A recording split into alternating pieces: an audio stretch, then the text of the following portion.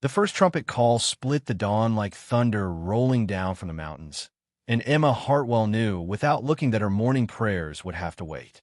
She stood at the kitchen window of the cabin she could no longer afford to keep, watching the mist rise from Timber Creek, when the sound came again, long, mournful, and utterly foreign to the Montana territory. "Mama, what is that?" Her daughter Lily pressed against her skirts, 8 years old and already too acquainted with fear. Little Thomas stirred in his cradle by the fire, not quite two, and mercifully still sleeping despite the unearthly call echoing through the pine-heavy valley. Emma's hands tightened on the windowsill. She'd heard tell of the strange cargo that had arrived by rail in Helena 3 weeks past, bound for the timber operation up the valley. Folks in town had whispered about the Eastern gentleman with more money than sense, importing creatures from distant lands to work his logging claims. She hadn't believed it then. She believed it now. "I don't rightly know, sweetheart." Emma smoothed Lily's tangled hair, the same wheat gold as her late husband's. "But we'd best." The crash of splintering would cut her short. Through the morning haze, she could see movement in the stand of lodgepole pines that bordered her property, massive, gray shadows moving with impossible weight and purpose. The sound came again, and this time she recognized it for what it was, the call of an elephant, just as she'd read about in the few books that had made their way to the frontier. Emma's breath caught as the first beast emerged from the treeline. It was larger than her cabin, larger than anything that had a right to walk the earth, its hide the color of storm clouds. Chains hung loose from its massive legs, dragging furrows in the soft spring earth. Behind it came another, then a third, their great ears flapping as they tested the air with serpentine trunks. "Sweet Jesus," she whispered, then caught herself. Lily was watching with the bright curiosity of childhood, unaware that 3 tons of escaped elephant could crush their small world without pause. The lead elephant, a cow with tusks yellowed like old bone, lifted its trunk and called again. The sound rolled across the valley, and from the distant timber camp came answering shouts and the sharp pop of rifle fire. Not aimed at the beasts, Emma realized, but signals. Someone was trying to organize a response. "Mama, look how big they are." Lily pressed her face to the glass. "Are they cows?" "They're awful strange-looking cows." "No, darling. They're elephants." From far away. Emma's voice stayed steady through years of practice. Since Marcus had died in the mine collapse, she'd learned to keep her fear buried deep where the children couldn't see it. "We need to gather some things and go visit Mrs. Morrison this morning." But even as she spoke, she knew they wouldn't make it to the Morrison homestead 2 miles north. The elephants were moving closer, drawn by the scent of water from the creek that ran behind the cabin. Their massive feet shook the ground with each step, and the sound of their breathing, deep and rumbling like distant avalanches, filled the air. Emma was reaching for her shawl when hoofbeats thundered up the valley road. A rider appeared through the mist, bent low over his horse's neck and riding hard. As he drew closer, she recognized Samuel Brennan, the widowed rancher whose spread bordered the timber company's holdings to the east. His dark hair was streaked with early silver, and his face bore the weathered lines of a man who'd spent 40 years fighting the frontier for every small victory. Samuel pulled up short when he saw the elephants, his mount dancing sideways with nervous energy. He swung down from the saddle with the fluid grace of a man born to horses and approached Emma's cabin on foot, keeping his movements slow and deliberate. "Mrs. Hartwell," he called, his voice carrying easily across the yard. "You and the children need to come with me." Now. Emma opened the door, Lily clinging to her skirts and Thomas beginning to fuss in his cradle. "Mr. Brennan, I was just—" "No time for pleasantries, ma'am." Samuel's eyes never left the elephants, which had begun moving toward the creek with single-minded purpose. These beasts broke free from Blackwood's camp about an hour ago, tore through 2 miles of fence, and scattered a herd of cattle from here to Sunday.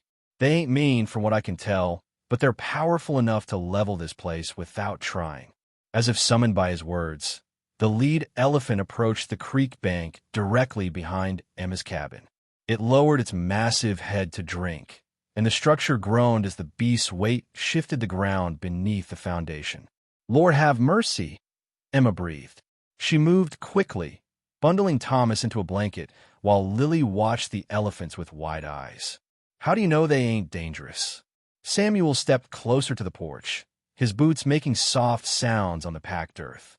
"Because I've been watching them for the past hour. They're following their noses to water and forage, same as any creature. But that don't mean we want to get underfoot when they're on the move." The second elephant, a smaller bull with only one tusk, began investigating Emma's vegetable garden with its trunk. In moments, it had uprooted her entire patch of spring onions and was methodically chewing the greens with every sign of satisfaction. "My garden," Emma said faintly. "I'll help you replant it," Samuel said without hesitation. "But right now, we need distance." Emma gathered her children and the few possessions she could carry, including the small wooden box that held Marcus's letters and the deed to their homestead. As they stepped off the porch, the lead elephant lifted its head from the creek and regarded them with ancient, intelligent eyes. For a moment, woman and beast stared at each other across the span of species and continents. "She's beautiful," Lily whispered.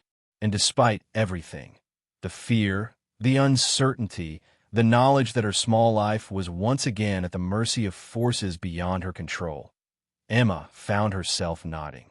The elephant was beautiful, in the way that thunderstorms and mountain peaks were beautiful, awesome and terrible and completely outside human understanding. Samuel helped Emma and the children onto his horse, settling them securely before swinging up behind. "We'll go to my place for now," he said quietly. "It's further from the creek, and I've got sturdy walls." As they rode away, Emma looked back to see all three elephants wading into Timber Creek, their great forms sending up fountains of spray that caught the morning light like scattered diamonds. The sight was so incongruous, these ancient creatures in the heart of the American wilderness, that she almost forgot to worry about the cabin that might not be standing when she returned. Samuel's ranch house sat on a rise overlooking the valley, built from logs thick as a man's waist and chinked tight against winter winds. It was a bachelor's dwelling, clean but sparse, with little decoration beyond a few books and the tools of frontier life. He settled Emma and the children in the main room, stirring the banked fire to life and putting coffee on to boil. "You've been mighty kind, Mr. Brennan," Emma said, bouncing Thomas on her hip to keep him calm. The boy had begun to fuss in earnest, sensing his mother's tension even if he couldn't understand its source. "Samuel," he corrected gently, "and it ain't kindness, Mrs. Hartwell. It's what neighbors do." "Emma," she replied, then flushed at her own boldness. Widowed ladies didn't use given names with unmarried men, not in respectable society. But here on the frontier, with elephants trampling through her garden and her future uncertain as spring weather, respectability seemed less important than human connection. Samuel nodded acknowledgement and poured coffee into 2 tin cups. "How long since your husband passed?" 14 months. Emma accepted the cup gratefully, inhaling the bitter steam. "Mine collapsed up at Silver Creek. 7 men lost, and no compensation from the company." I remember hearing. Samuel's voice carried quiet sympathy. "Marcus was a good man. Helped me bring in my wheat harvest the year before." Emma felt the familiar tightness in her chest that came with mentions of her husband. Marcus had been good, gentle with the children, hard-working, full of dreams about the farm they'd built together. His death had left her with 2 small children, a mortgage she couldn't pay, and skills that had little value in a world that measured worth in physical strength and land ownership. "The bank's been patient," she said carefully, "but patience only stretches so far." Samuel's eyes sharpened. "They're pressing for payment?" "End of the month." Emma kept her voice level, though the words felt like stones in her throat. "I've sold everything I can spare and taken in washing, but it ain't enough. I'll lose the homestead." Before Samuel could respond, the sound of approaching riders filled the air. Through the window, Emma could see a small cavalcade coming up the valley road. 6 men on horseback, led by someone in a fine eastern suit who looked as out of place as the elephants themselves. Behind them came a wagon pulled by a team of draft horses, loaded with ropes and nets and strange contraptions Emma couldn't identify. "That'll be Blackwood," Samuel said grimly. The man responsible for this morning's excitement. Cornelius Blackwood was perhaps 50 years old, with graying whiskers and the soft look of a man who'd never missed a meal. His suit was wool broadcloth, cut in the latest fashion, and his boots were polished leather that had never seen hard use. He dismounted from a fine bay, gelding, and approached the porch with the confident stride of someone accustomed to being obeyed. "Mr. Brennan," Blackwood called out, his voice carrying the crisp consonants of Eastern education. "I understand you've assisted with the elephant situation. Most commendable." Samuel stepped onto the porch, his posture relaxed but alert. Emma remained inside with the children, though she positioned herself where she could hear the conversation. "Your elephants tore up Mrs. Hartwell's property," Samuel said without preamble. "Destroyed her garden and likely damaged her cabin foundation." Blackwood waved a dismissive hand. "Regrettable, but unavoidable. These creatures are still adjusting to their new environment. I'm prepared to offer reasonable compensation for any legitimate damages." "Reasonable according to who?"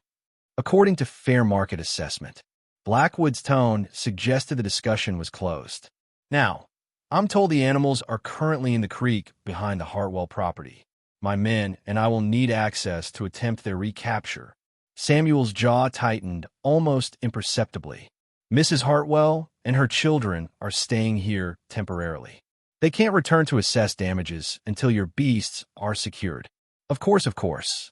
Blackwood glanced toward the window where Emma stood. "Perhaps the lady would prefer to relocate permanently? I'm in need of additional property for my timber operations. I'd be willing to make a fair offer for her homestead." Emma felt her blood turn to ice water.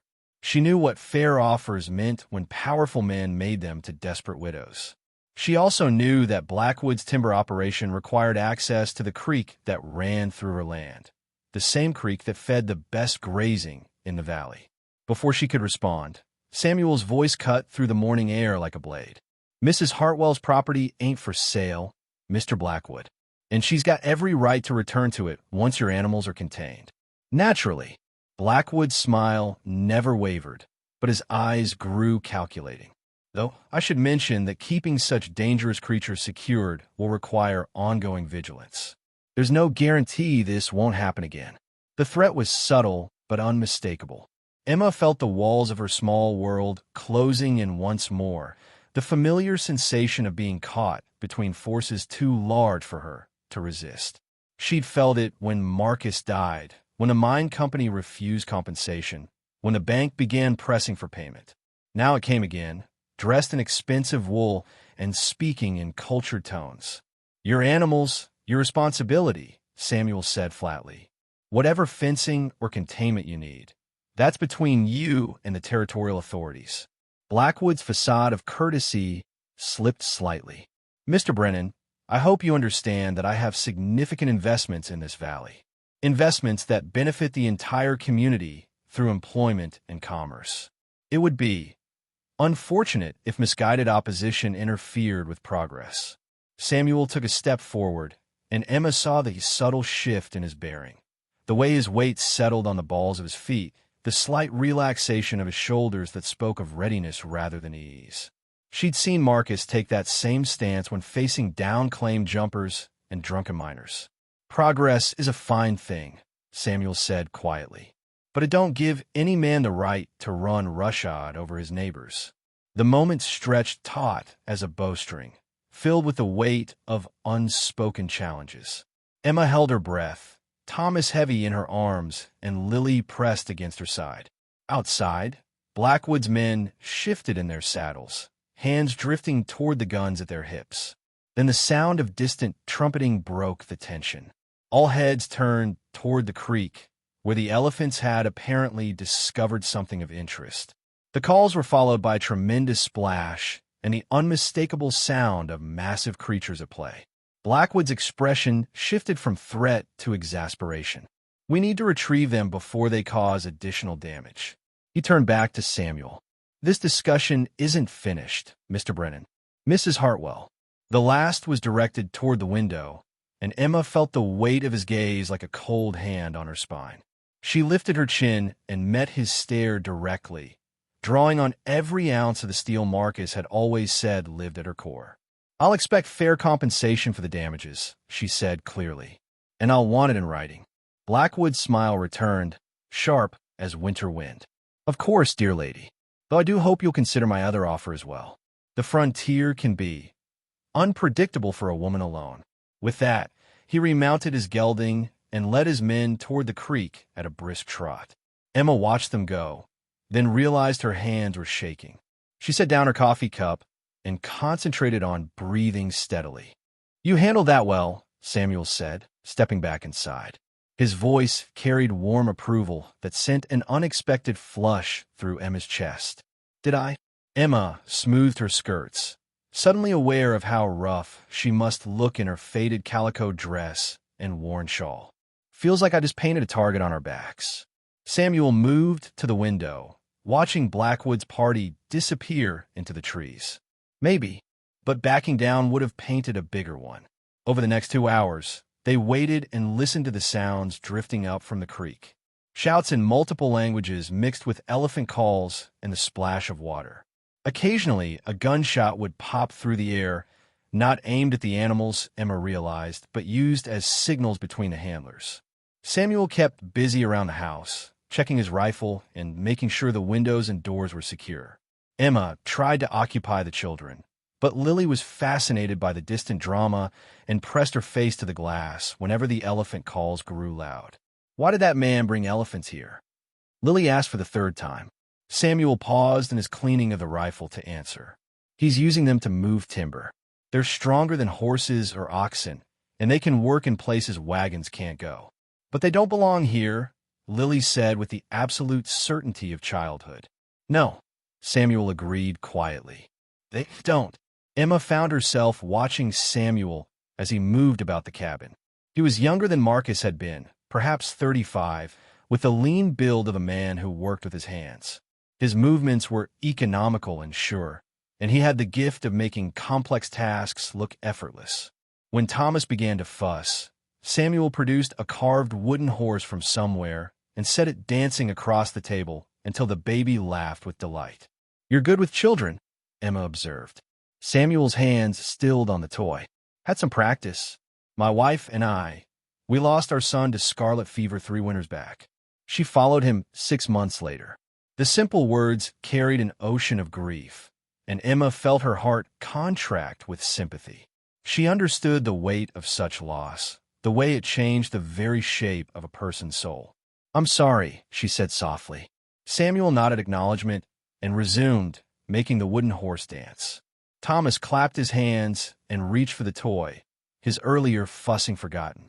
Outside, the sounds from the creek had grown more organized, suggesting that Blackwood's men were making progress with the recapture. Around midday, a single rider approached the ranch house. Emma recognized one of the men from Blackwood's party, a weathered individual with the practical clothing and careful posture of someone accustomed to dangerous work. Samuel stepped onto the porch to meet him. "News! Got 2 of them secured," the man called out. "The big cow and the 1 tusk bull. Still working on the 3rd. She's the youngest and the most skittish. Mr. Blackwood wanted me to let you know that Mrs. Hartwell can return to her property, though he'd appreciate if she kept her distance from the capture operation." "Damages?" Samuel asked.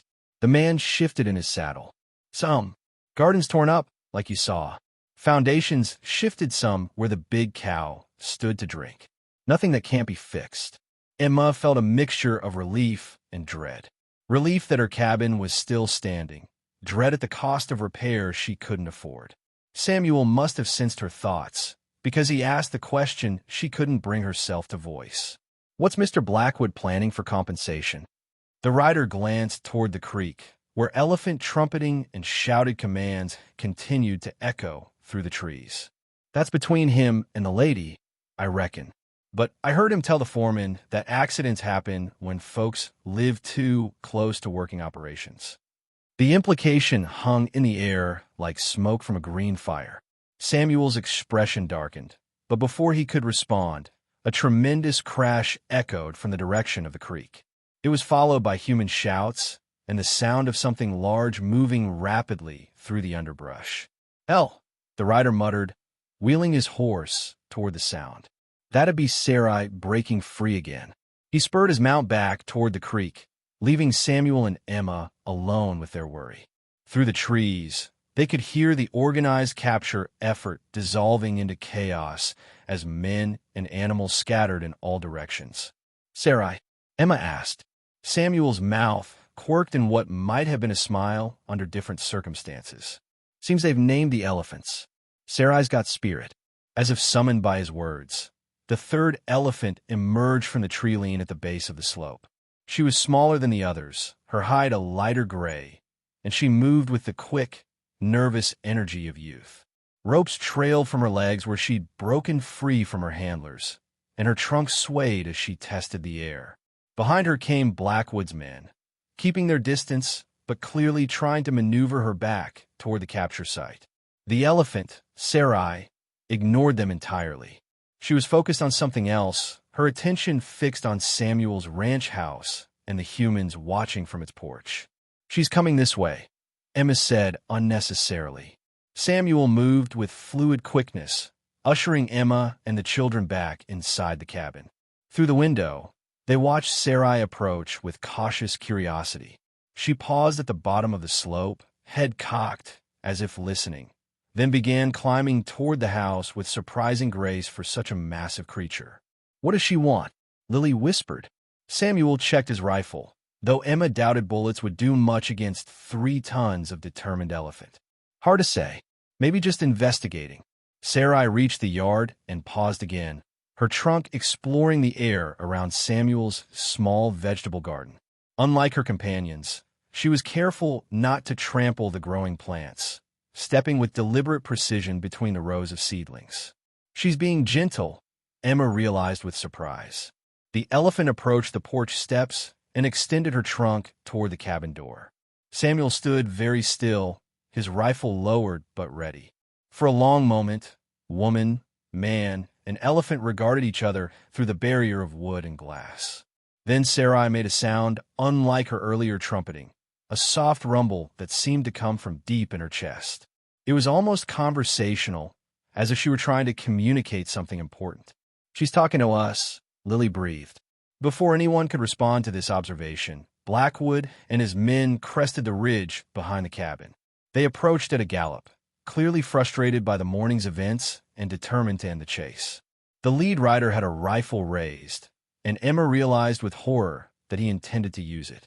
"No," she called out, moving toward the door without conscious thought. "Don't shoot her."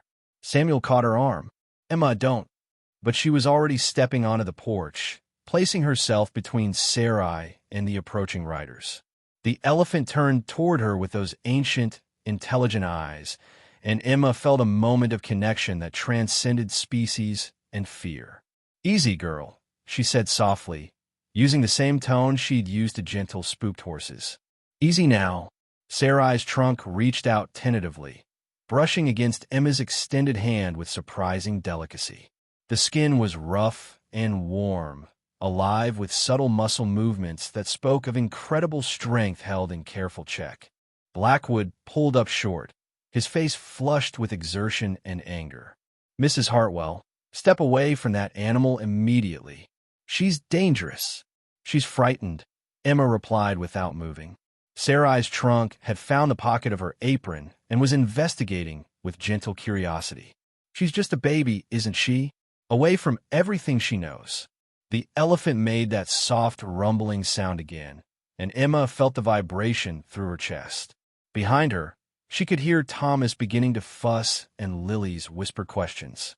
In front of her, Blackwood's men sat their horses with weapons ready, waiting for orders.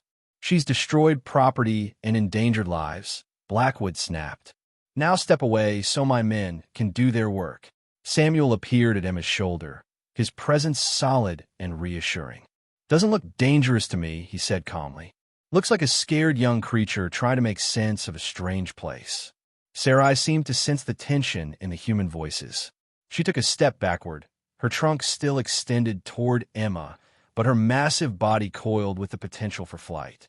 The ropes trailing from her legs clinked softly with each movement.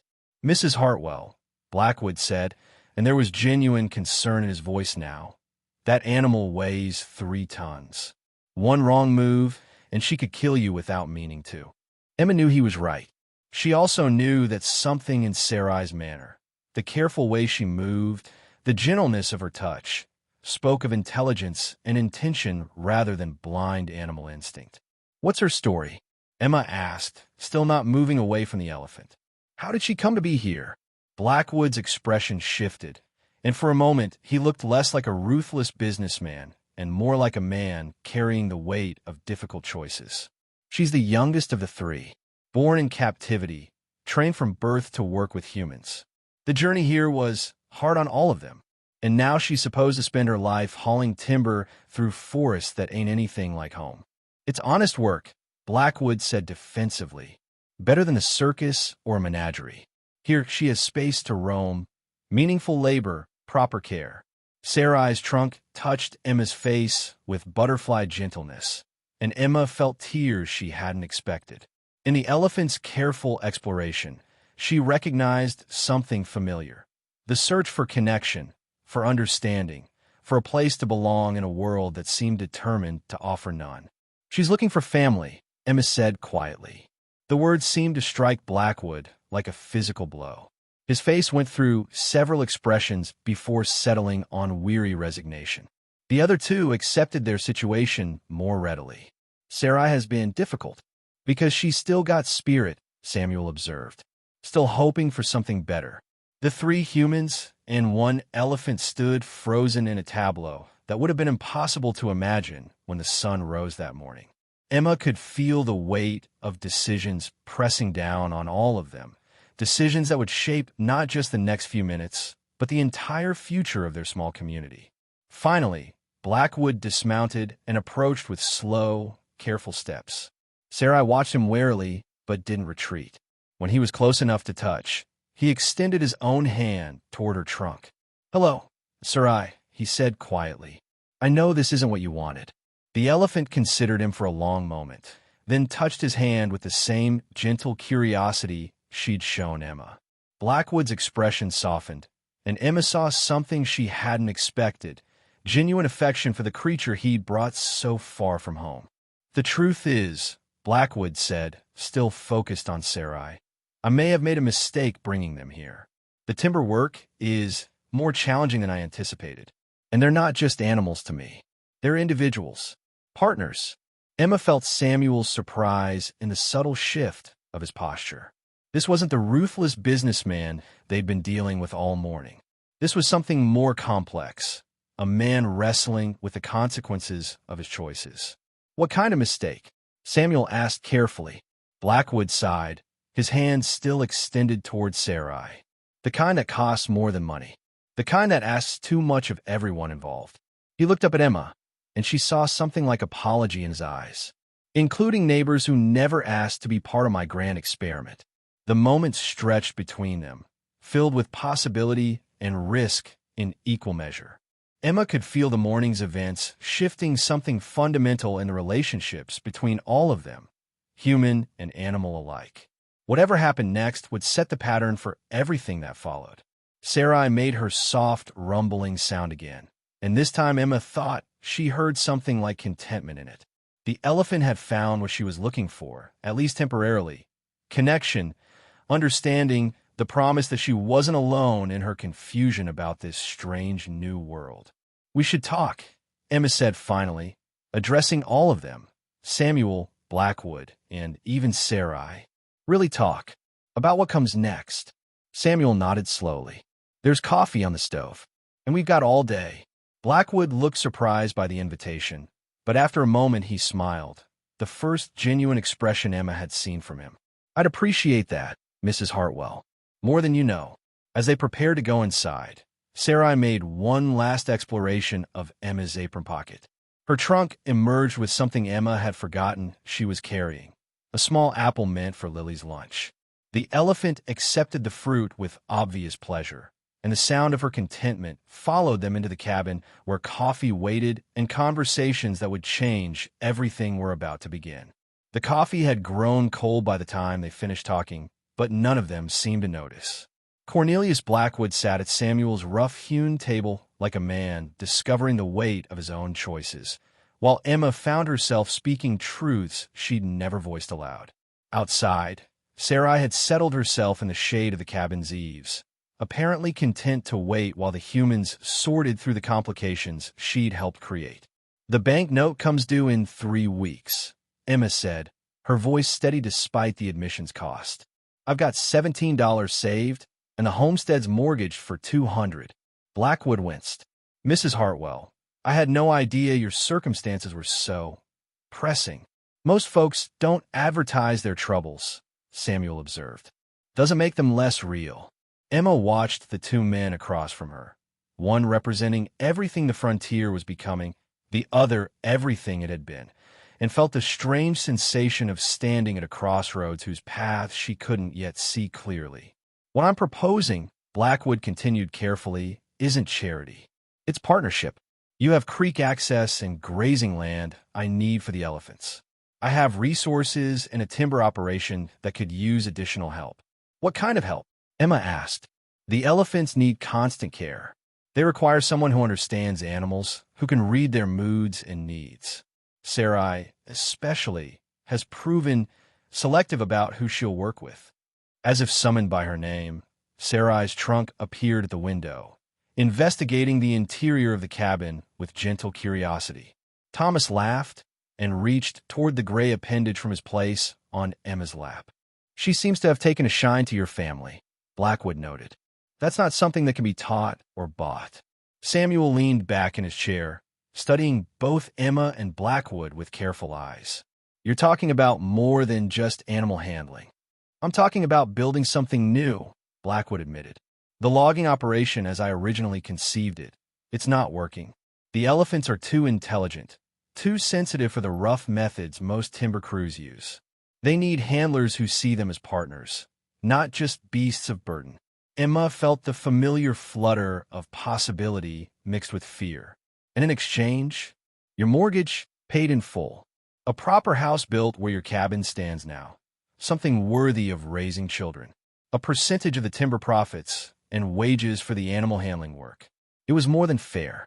It was generous to the point of suspicion. Emma had learned not to trust offers that seemed too good, especially from men with power and money. But as she watched Sarai's gentle interaction with Thomas, she found herself wanting to believe. "There's more to it than that," Samuel said quietly. "Has to be. What aren't you telling us?" Blackwood's expression grew troubled. "The territorial authorities are asking questions. About permits, about the safety of keeping such large animals in populated areas. There's been pressure to relocate the operation." "What kind of pressure?" "The kind that comes with government backing and legal challenges I can't afford to fight indefinitely." Blackwood's hands tightened around his coffee cup. "If I can prove the elephants are safely integrated into the community, that they're contributing to local prosperity rather than threatening it, I might be able to maintain the permits." Emma felt pieces clicking together in her mind. "You need us as much as we need you." "More, perhaps," Blackwood admitted. "A widow successfully managing elephants, children growing up alongside them, a thriving partnership between Eastern capital and frontier ingenuity. It's the kind of story that could change minds in Washington." Lily had been listening with the intense, focused children brought to adult conversations they sensed were important. Now she looked up from the wooden horse Samuel had given her to play with. "We get to take care of the elephants every day." "Every day," Blackwood confirmed. "They become part of your lives, and you become part of theirs." Emma looked at Samuel, seeking some sign of his thoughts. His expression was carefully neutral, but she caught the slight tightening around his eyes that suggested concern. "It's a big decision," Samuel said slowly. "One that affects more than just your family, Emma. The whole valley would change." "The whole valley's changing anyway," Emma replied. "Question is whether we have any say in how." Before anyone could respond, the sound of approaching riders interrupted the conversation. Through the window, Emma could see 3 men on horseback coming up the valley road at a steady pace. They wore the practical clothing of working men, but something in their bearing suggested official business. Blackwood rose quickly, moving to the window. "Damn," he said quietly. "I was hoping for more time." "Friends of yours?" Samuel asked, but his tone suggested he already knew the answer. "Deputy Marshal Carter and 2 federal agents," Blackwood replied grimly. "They've been investigating complaints about the elephant operation, complaints that multiplied considerably after this morning's escape." Emma felt her stomach drop. Official attention was the last thing any frontier community needed, especially when it came with the power to destroy livelihoods and scatter families. "What do they want?" she asked. "To shut me down," Blackwood said simply. "To confiscate the elephants and relocate them to a federal facility. To make an example of what happens when private citizens attempt to introduce exotic species into territorial lands." Samuel stood, his movement fluid and purposeful. "Then we'd better present a united front." The 3 riders pulled up in Samuel's yard with the crisp efficiency of men accustomed to authority. Deputy Marshal Carter was a lean man in his 40s, with the weathered face of someone who'd spent years enforcing law in difficult places. The 2 federal agents were younger, their clothing and bearing marking them as Eastern men uncomfortable with frontier conditions. "Mr. Blackwood," Carter called out as the group emerged from the cabin. "Didn't expect to find you here." "Deputy Marshal," Blackwood replied evenly. "I was discussing compensation for damages with Mrs. Hartwell and Mr. Brennan." Carter's eyes flicked to Emma and Samuel, taking in their position flanking Blackwood and the way Sarai had moved protectively closer to the human group. "That would be damages caused by your escaped elephants, I presume?" "Animals that are now secure," Samuel interjected, "and causing no further problems." One of the federal agents, a soft-looking man with pale hands and nervous eyes, gestured towards Sarai. "That animal doesn't appear to be secured, sir. She's under supervision," Emma said firmly, "and perfectly calm." As if to demonstrate the point, Sarai extended her trunk toward Thomas, who laughed and patted the gray appendage with chubby hands. The elephant's pleasure was obvious in the soft rumbling sound she made. "Mrs. Hartwell," Carter said carefully, "you have small children. Surely you understand the danger these creatures represent." Emma felt the familiar surge of protective anger that came when anyone questioned her ability to keep her children safe. "I understand that this elephant has shown nothing but gentleness toward my family.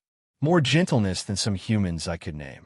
The barb struck home, and Carter had the grace to look embarrassed. The federal agents, however, seemed unmoved by appeals to common sense or observed behavior. "Ma'am," the pale-handed agent said, "federal regulations are quite clear about the introduction of non-native species into territorial lands. These animals represent a significant ecological and public safety risk." "Based on what evidence?" Samuel asked. "Based on their size, their unpredictable nature, and the potential for catastrophic damage should they become aggressive," the second agent replied. "This morning's escape is proof of the dangers involved." Blackwood stepped forward, his demeanor shifting from defensive to diplomatically aggressive. "Gentlemen, I have all the required permits for these animals. The territorial governor himself approved their importation after reviewing detailed plans for their housing and utilization." "Permits that are under review," Carter said quietly. "There have been concerns raised about their validity." Emma felt Samuel's tension in the way his weight shifted almost imperceptibly. She'd seen Marcus take the same stance when facing down-claimed jumpers and crooked officials. "What kind of concerns?" Samuel asked. The pale-handed agent consulted a sheaf of papers. "Questions about the accuracy of the initial safety assessments. Concerns about proper veterinary oversight. Complaints from local citizens about property damage and public endangerment." "Which local citizens?" Emma demanded. The agents exchanged glances. "The complaints were filed anonymously, ma'am, for the protection of those involved." Emma felt her temper flare. Anonymous complaints were the refuge of cowards and those with ulterior motives. In her experience, honest grievances came with names and faces. Anonymous complaints about elephants that most folks have never even seen, Samuel observed. Mighty convenient timing, too, coming right after they got loose. "The timing is irrelevant," the second agent said stiffly. The safety concerns are real regardless of when they were reported. Sarai chose that moment to investigate the newcomers with her trunk, approaching the federal agents with the same gentle curiosity she'd shown everyone else. The pale-handed man jerked backward so violently he nearly fell from his saddle. "You see," he said breathlessly, "completely unpredictable. Dangerous." Emma looked at the terrified federal agent, then at Sarai, who had retreated at his fearful reaction and now stood with her head lowered in what was clearly a submissive posture. The contrast between the man's panic and the elephant's confused gentleness was so stark it might have been comical under different circumstances. "The only dangerous thing here is ignorance," Emma said quietly. Deputy Marshal Carter dismounted and approached Sarai with the careful movements of a man who understood animals, even if he'd never seen one quite like this. The elephant watched him warily, but didn't retreat further. "She's well trained," Carter admitted. "I'll give you that. But training don't guarantee behavior, especially in a creature this size." "Neither does fear," Samuel replied. "But it sure guarantees poor judgment." The deputy marshal studied Samuel with a measuring look of one lawman evaluating another's potential for trouble. "Mr. Brennan, I know you're a reasonable man. Surely you can see the wisdom in removing these animals to a more appropriate facility." "What I see," Samuel said carefully, "is federal agents acting on anonymous complaints to shut down a legal business operation that employs local people and brings money into the territory." "I see that too," Emma added, "along with mighty convenient timing. Like you said, Blackwood had been listening to the exchange with growing alarm. Now he stepped forward, his businessman's instincts clearly warring with whatever deeper feelings he'd developed for the elephants. "Gentlemen," he said smoothly, "surely we can reach some accommodation. I'm prepared to implement whatever additional safety measures you deem necessary. Enhanced fencing, additional handlers, regular inspections, whatever it takes to address your concerns." The federal agents exchanged another look, and Emma caught something in their expressions that made her stomach clench with foreboding. "I'm afraid it's too late for accommodations, Mr. Blackwood," the pale-handed agent said. "We have orders to confiscate the animals immediately and transport them to the federal facility in Colorado." The words hit like a physical blow. Emma felt Lily press closer to her skirts, and Thomas began to fuss as if sensing the tension in the adult voices. Behind them, Sarai made a low sound that might have been distress. "On what authority?" Blackwood demanded. "On the authority of the Secretary of the Interior," the second agent replied, producing an official-looking document. "Emergency seizure order effective immediately." Emma's mind raced. Emergency orders meant someone with significant power wanted the elephants gone, and wanted them gone now. The kind of someone who could bypass normal legal processes and ignore local objections. "This is about more than public safety," she said suddenly. "Isn't it?" The agent's carefully neutral expressions confirmed her suspicion. Someone wanted Blackwood's operation shut down for reasons that had nothing to do with escaped elephants or territorial regulations. "Ma'am," Carter said gently, "the reasons don't change the reality. The order is legal and binding." "Legal don't always mean right," Samuel observed. "No," Carter agreed, "but it means enforceable." Emma looked at Sarai, who had moved closer to Thomas and was gently investigating the baby with her trunk. The elephant's careful attention to the child, her obvious intelligence and capacity for affection, struck Emma as more human than animal in some fundamental way. "What happens to them?" Emma asked quietly. "At this federal facility?" The agent's silence was answer enough. Federal facilities weren't known for their concern with individual animal welfare or the preservation of working partnerships. The elephants would become specimens, problems to be managed rather than partners to be valued. "There has to be another way," Emma said, though she wasn't sure she believed it. "Mrs. Hartwell," the pale-handed agent said with what might have been genuine sympathy, "these are wild animals. They belong in controlled environments, not in frontier communities with children and families." Wild, Emma looked at Sarai, who had wrapped her trunk gently around Thomas's waist and was lifting him just enough to make the baby laugh with delight. "Does that look wild to you?" Even the federal agents seemed momentarily taken aback by the obvious affection between elephant and child. Sarai held Thomas with exquisite care, supporting his full weight while allowing him to pat her trunk and babble nonsense words that she seemed to find fascinating. "Trained behavior," the second agent said, but his voice lacked conviction. "Family behavior," Emma corrected. "Same as any mother with her children." The comparison struck home harder than she'd expected. She saw Carter wince, and even the federal agents looked uncomfortable. But federal orders were federal orders, regardless of the personal feelings of those enforcing them. "I'm sorry," Carter said, and Emma believed he meant it. "But we have our instructions. The animals will be loaded and transported within the week." "A week?" Blackwood's voice cracked slightly. "That's not enough time to make proper arrangements for their care during transport.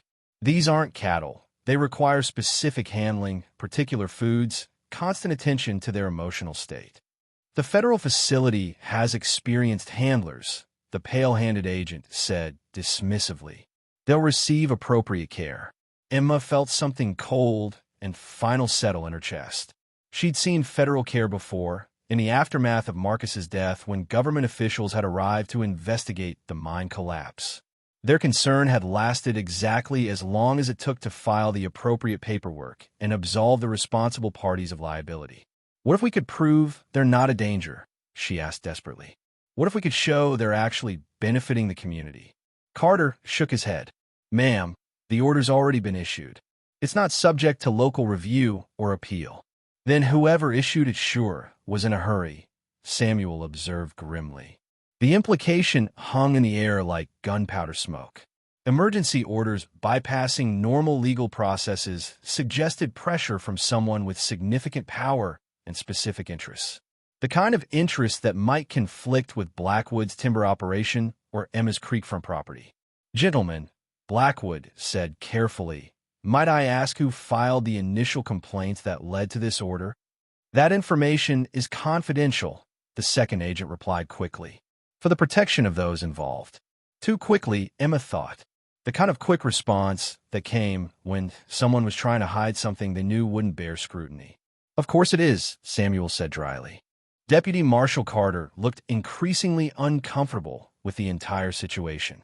Emma sensed he was a good man caught between federal authority and local common sense, trying to do his duty while knowing it might not be the right thing. "Is there any room for negotiation?" Emma asked.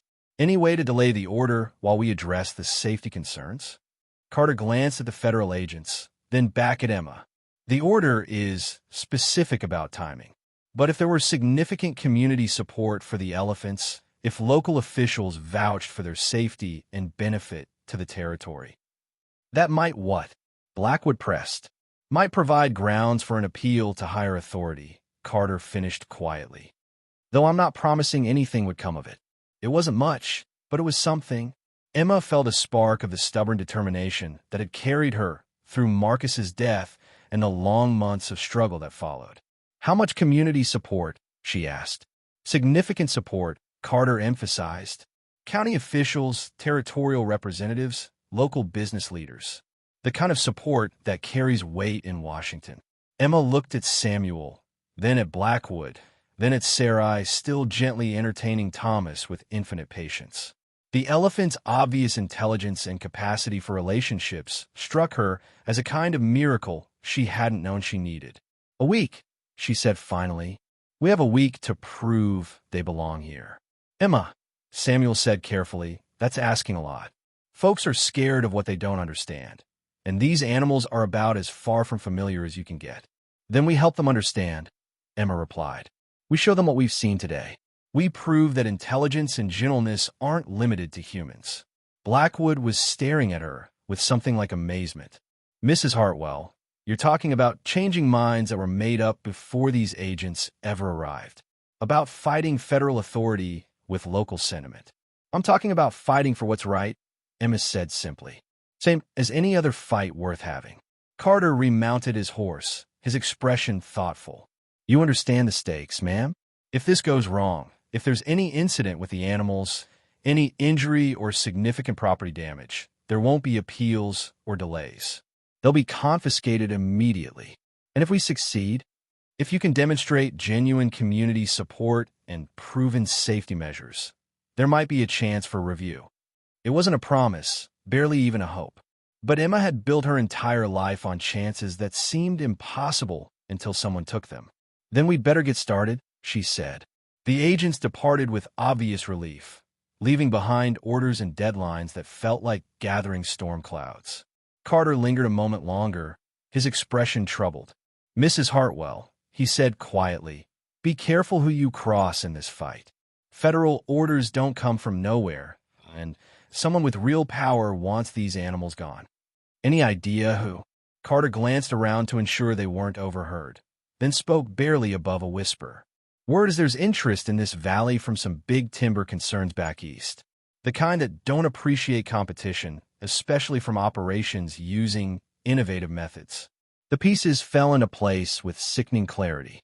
Anonymous complaints, emergency federal orders, pressure to remove an operation that was proving elephants could revolutionize timber harvesting.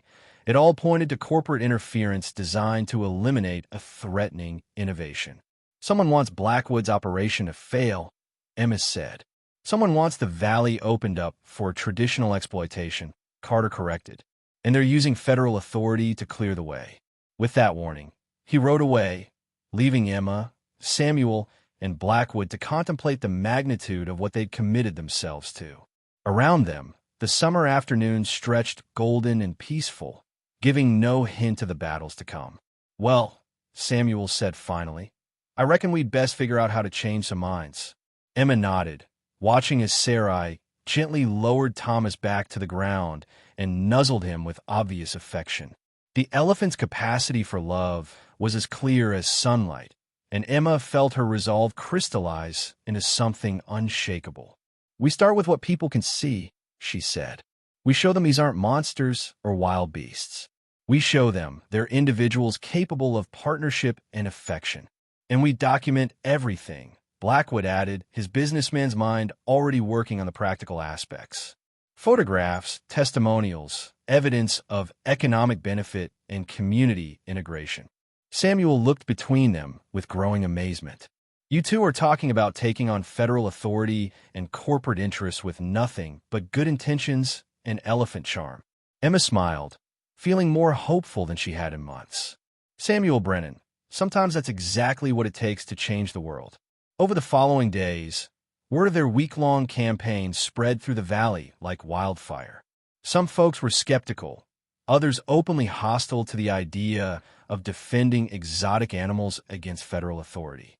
But Emma discovered that frontier communities possessed a deep-seated distrust of outside interference, especially when it came wrapped in emergency orders and anonymous complaints.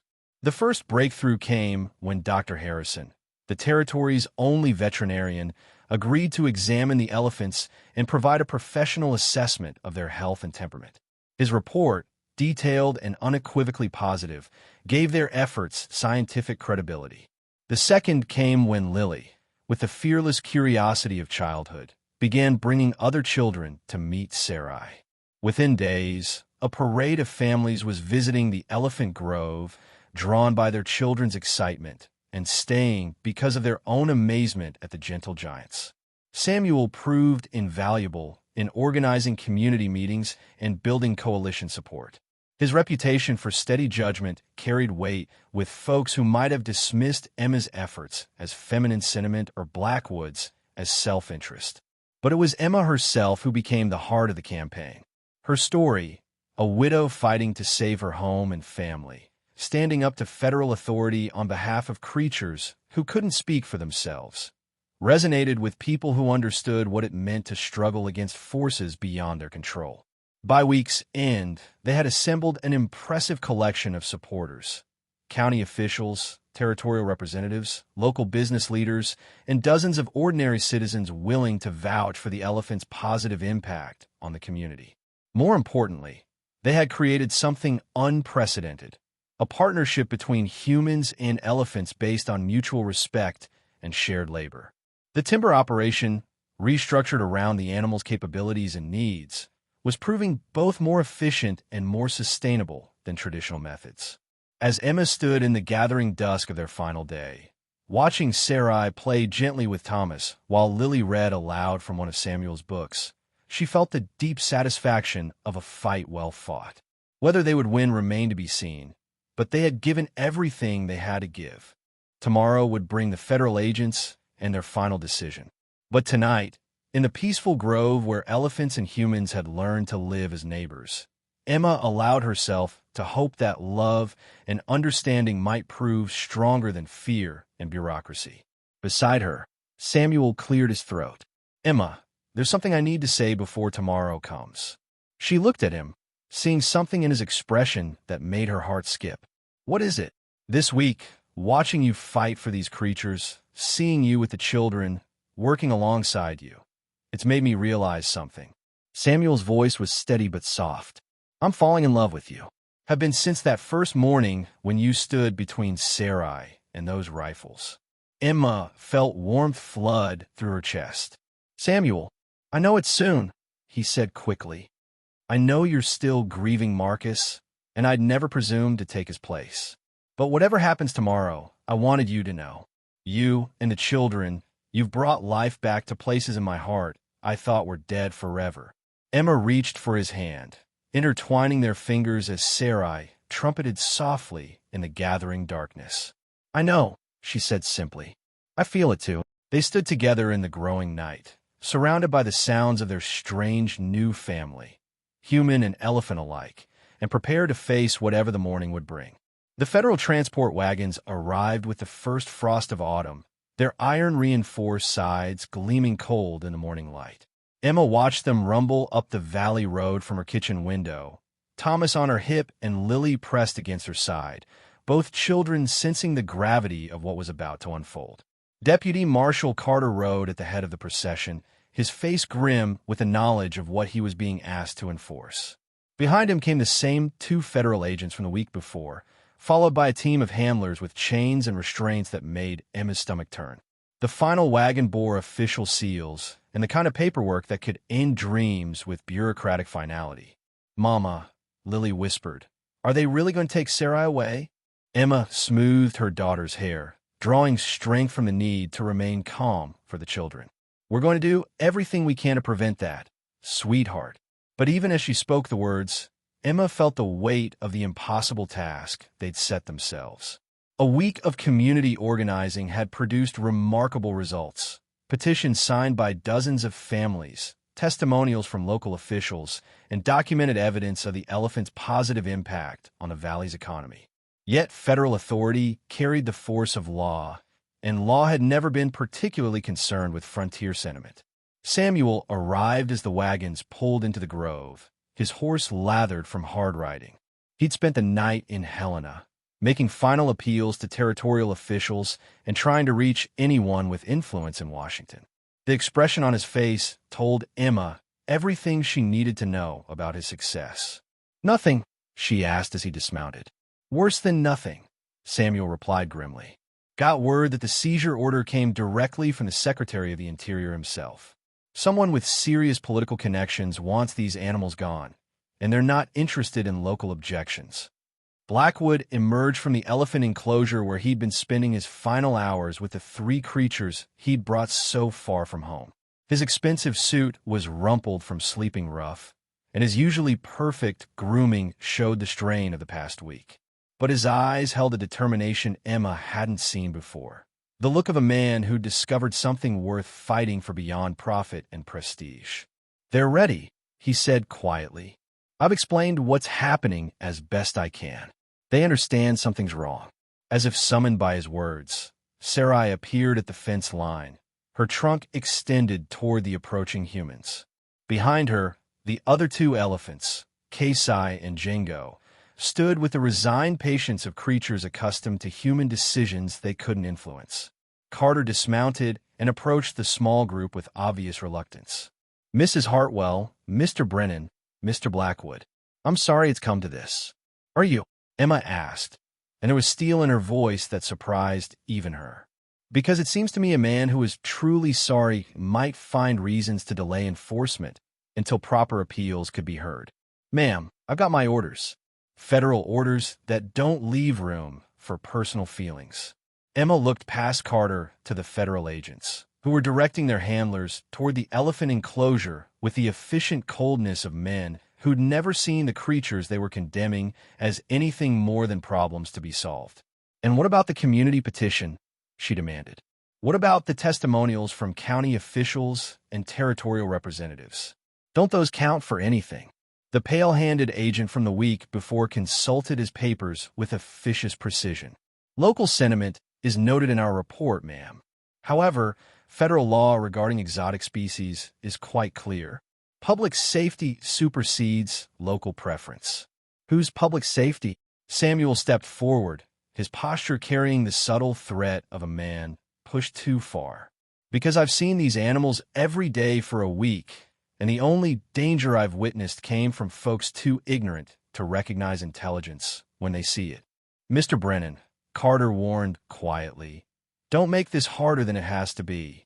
Before Samuel could respond, a commotion from the direction of the valley road drew everyone's attention. A line of riders was approaching, not federal officials or handlers, but local people. Emma recognized faces from throughout the valley. The Morrison family from the North Range, Doc Harrison with his veterinary bag, the widow Peterson with her 3 grown sons, and dozens of others.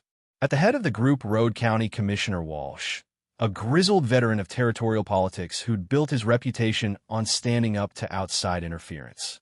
Behind him came Mayor Hendricks from Helena, Territorial Representative Collins, and even Judge Morrison from the Circuit Court. Well now, Commissioner Walsh called out as the group drew near, seems we arrived just in time for the federal circus. Carter's expression tightened. Commissioner, this is a federal matter. Local officials have no jurisdiction here. Don't they? Walsh dismounted with the creaking of leather and old bones. Funny thing about federal seizures, Deputy Marshal. They require local cooperation to enforce. Local deputies, local transportation, local support, which are legally bound to provide, the pale-handed agent interjected. Judge Morrison, a woman whose legal mind was respected throughout the territory, stepped forward with a leather document case. Actually, gentlemen, there's been a development you should know about. She extracted a sheaf of papers bearing official seals and ribbons. Emergency injunction from the Territorial Supreme Court, halting all seizure proceedings pending formal review of the federal authority claimed in this matter. The words hit like lightning striking dry timber. Emma felt her heart leap with sudden hope, while the federal agents exchanged looks of consternation and growing alarm. On what grounds? The second agent demanded. On the grounds that proper territorial notification was not provided before federal action was initiated, Judge Morrison replied smoothly. Territorial law requires federal agencies to coordinate with local authorities when seizing property within territorial boundaries. That coordination did not occur.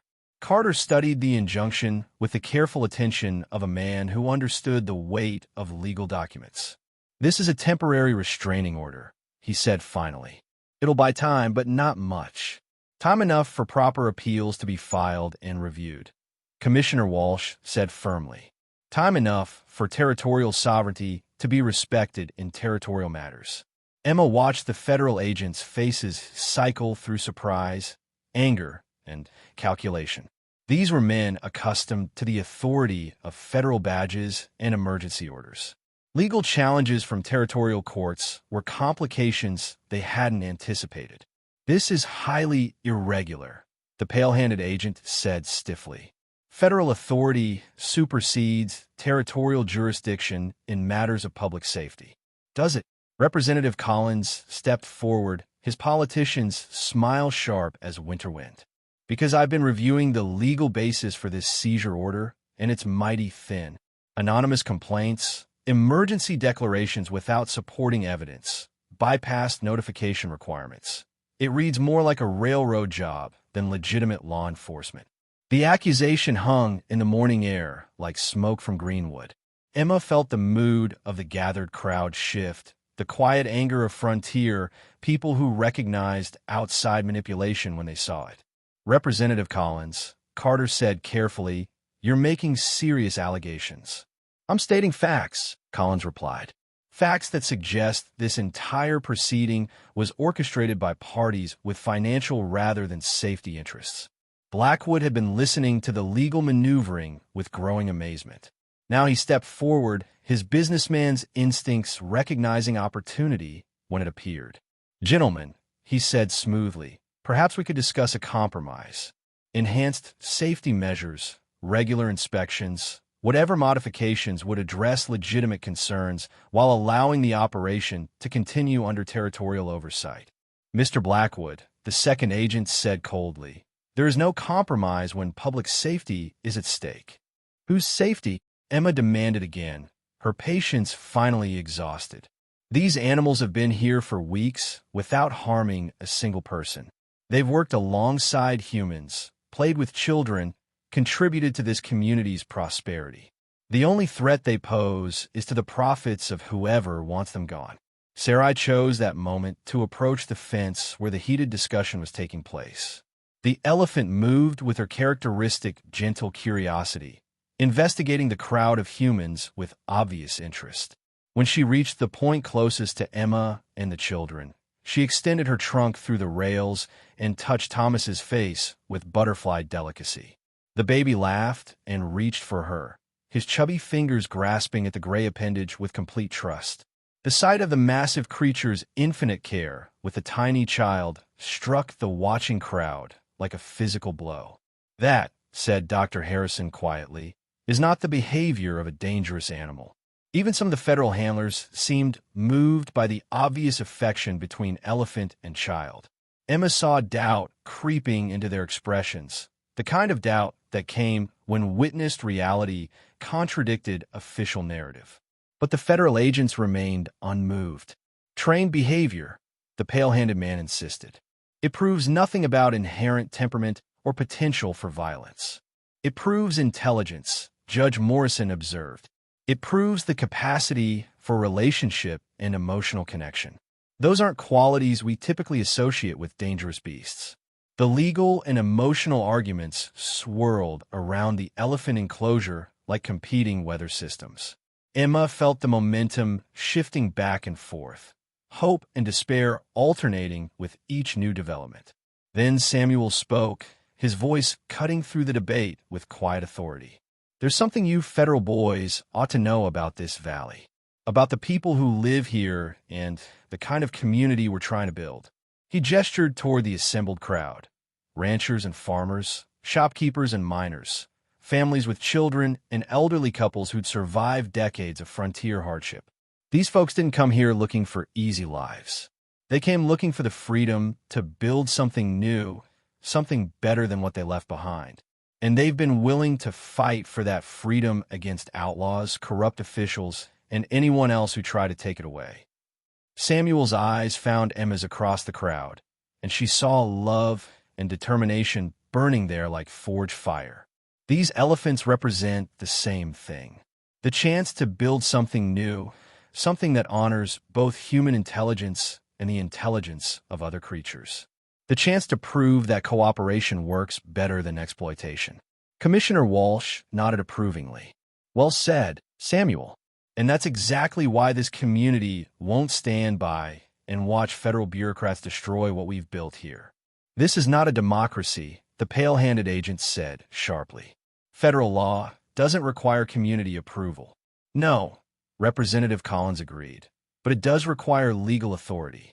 And the legal authority for this seizure is now under judicial review." The standoff stretched taut as a bowstring. Federal agents faced off against territorial officials, while local citizens formed an increasingly solid wall of opposition. Emma could feel the potential for violence in the air, the kind of violence that came when irreconcilable forces met without room for compromise. Then Lily stepped forward, her 8-year-old voice cutting through the adult tension with startling clarity. "Why do you want to hurt Sarai?" she asked the pale-handed agent. "She's never hurt anybody. She's gentle and kind, and she likes playing with children." Why do you want to take her away from people who love her? The agent looked down at the small girl with obvious discomfort. We're not trying to hurt anyone, child. We're trying to keep people safe. Safe from what? Lily persisted. Safe from having friends? Safe from learning about creatures different from us? Safe from love? The questions hit like arrows finding their mark. Emma watched several of the federal handlers shift uncomfortably, their professional detachment cracking under the weight of a child's innocent logic. It's not that simple, the agent said weakly. Yes, it is, Lily replied with absolute certainty. Either you're doing something right or you're doing something wrong. And taking Sarai away from people who love her is wrong. Silence settled over the grove, broken only by the soft sounds of elephants breathing and the whisper of autumn wind through changing leaves. Emma felt the moment balanced on a knife's edge, poised between justice and bureaucratic indifference. Then Carter spoke, his voice heavy with the weight of decisions that would define him as a man. The injunction is valid, he said quietly. Federal seizure is suspended pending territorial review. The pale-handed agent's face flushed with anger. Deputy Marshal, you're exceeding your authority. Federal orders supersede territorial injunctions. Do they? Carter met the man's glare with steady resolve. Because my oath is to uphold all laws, federal and territorial alike. When they conflict, I'm bound to seek resolution through proper legal channels. And right now, the proper legal channel says these animals stay put until the courts sort this mess out. Emma felt tears of relief prick her eyes. It wasn't victory, not yet, but it was hope. Time to build their case. Time to prove that love and understanding could triumph over fear and bureaucratic manipulation. The federal agents retreated with obvious frustration, their transport wagons rumbling back down the valley road like storm clouds dissipating before clearer weather. But Emma knew they'd return. Men with that kind of authority didn't give up easily, especially when powerful interests were backing their actions. Over the following weeks, autumn deepened into the crisp beauty of October and November. The territorial review process moved with the glacial pace of legal proceedings, but each day brought new developments that strengthened their position. Blackwood's revised operation plan, incorporating enhanced safety measures and community oversight, received approval from territorial officials. Dr. Harrison's detailed behavioral studies provided scientific evidence of the elephants' stable temperaments and positive community integration. Most importantly, documented economic benefits began accumulating: timber production efficiency, employment for local handlers, and tourism revenue from families traveling to see the famous elephant grove. Emma found herself at the center of it all, her story becoming a symbol of frontier determination and the possibility of harmony between human progress and natural intelligence. Reporters from eastern newspapers arrived to document the Elephant Lady of Montana, and their articles helped shift public opinion in favor of the unique experiment taking place in the remote valley. But the real change was happening in quieter ways. Emma's relationship with Samuel deepened through shared labor and mutual respect, their love growing like timber, slowly, but with strength that would endure any storm. The children thrived under the attention of their extended family, human and elephant alike. And Sarai continued to demonstrate the capacity for affection and partnership that challenged every assumption about the relationship between species. Winter's arrival brought both beauty and hardship to the valley. Snow transformed the elephant grove into a crystalline wonderland, and the sight of massive gray creatures moving through pristine white landscape attracted visitors from across the territory. But cold weather also brought practical challenges: keeping the elephants warm and healthy, maintaining their specialized diet, ensuring their enormous appetites were met even when fresh forage became scarce. Emma's small cabin, rebuilt into a proper house with Blackwood's generous support, became headquarters for the increasingly complex operation. Samuel had moved his own animals closer to the grove, creating an integrated homestead that combined traditional ranching with elephant husbandry. Their partnership, both personal and professional, had become the foundation upon which the entire enterprise rested. On Christmas Eve, with snow falling softly outside and the elephants settled contentedly in their heated shelter, Emma received news that would change everything. A messenger arrived from Helena, bearing official documents that made her hands tremble as she read them. "What is it?" Samuel asked, looking up from where he was helping Lily string popcorn for the Christmas tree. Emma sank into the chair beside the fire, the papers clutched in her shaking hands. "It's from Washington.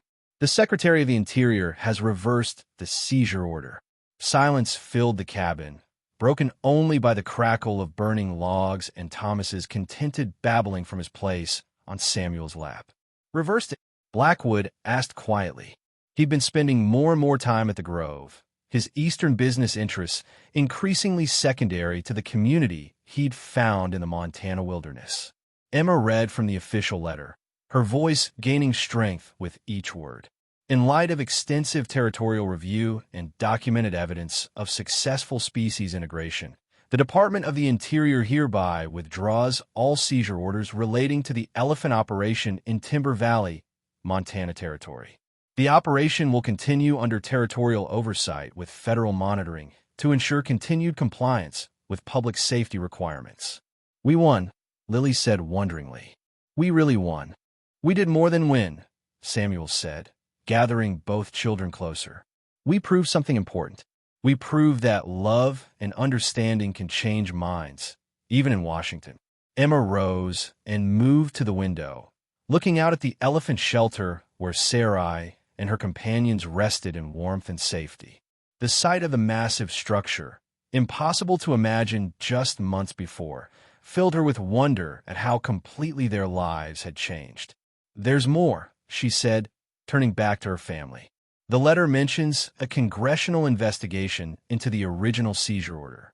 Seems someone's been asking uncomfortable questions about the anonymous complaints and emergency procedures." Blackwood's expression turned grim. "Corporate retaliation. Someone with significant timber interests wanted us gone, and they're about to face public scrutiny for their methods." Emma nodded. "Justice takes time, but it comes eventually." As if sensing the celebration taking place in the nearby cabin, Sarai's voice drifted through the winter night, a soft trumpet call that spoke of contentment and security. Emma smiled, hearing in that sound the voice of a creature who had found home in an impossible place. Samuel joined her at the window, his arms settling around her waist with the comfortable familiarity of love acknowledged and returned. "Emma Hartwell," he said quietly, "will you marry me? Make this family official in the eyes of God and the territory." Emma leaned into his warmth, watching snow fall on the grove where elephants and humans had learned to live as neighbors. "Samuel Brennan," she replied. "I thought you'd never ask." Their wedding took place in the spring, when the valley had shaken off winter's grip and exploded into the green beauty of renewal. The ceremony was held in the Elephant Grove itself, with Sarai and her companions serving as the most unusual wedding party in territorial history. Judge Morrison performed the service, and the entire community gathered to celebrate not just the union of two people, but the triumph of a vision that had seemed impossible just a year before. Emma stood in her wedding dress, a simple but beautiful creation sewn by the women of the valley, and spoke the vows that would bind her life to Samuel's. But her words were meant for more than just her new husband. They were meant for the children who had become theirs through love rather than blood, for the community that had rallied to defend what they believed in, and for the gentle giants who had taught them all about the possibility of partnership across the boundaries of species. As they kissed to seal their union, Sarai lifted her trunk and called out in celebration, her voice rolling across the valley like a benediction. The sound was picked up by her companions, then by the assembled crowd of humans who had learned to hear music in elephant song. Emma Brennan, for that was her name now, looked around at the faces of her extended family and felt the deep satisfaction of a woman who had fought for love and won. The bank note had been paid, the homestead secured, and the future stretched ahead bright with possibility. But more than that, they had created something unprecedented, a community where different species could live and work together in mutual respect and understanding.